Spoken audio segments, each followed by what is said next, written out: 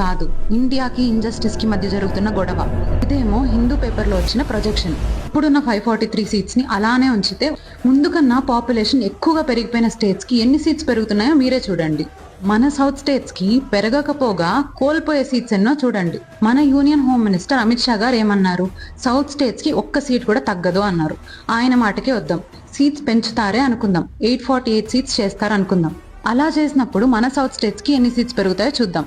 తమిళనాడుకేమో 10, మన ఆంధ్ర తెలంగాణకేమో 12, కర్ణాటకకేమో 13, కేరళకైతే ఏమీ పెరగవు. ఎందుకంటే లిటరసీ ఎక్కువ కదా.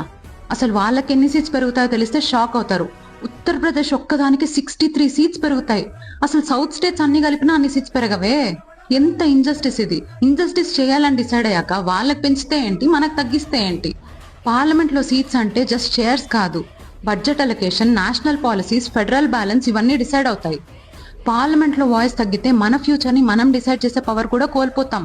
డెవలప్మెంట్ చేయడమే మన సౌత్ స్టేట్స్ కి డిసడ్వాంటేజ్ అయిపోయింది ఇప్పుడు. దీనికి సొల్యూషన్ ఏంటి మరి? మనం కూడా పాపులేషన్ పెంచేద్దామా? పాపులేషన్ తో పాటు డెవలప్మెంట్ ఇండెక్స్ ని కన్సిడర్ చేయాలి, లేదా 1971 ఫ్రీజ్ ని కంటిన్యూ చేసి స్టేట్ అసెంబ్లీలో సీట్స్ పెంచాలి. డెమోక్రసీలో నంబర్స్ ఇంపార్టెంటే, కానీ అన్నిటికన్నా జస్టిస్ ఇంపార్టెంట్. ఇది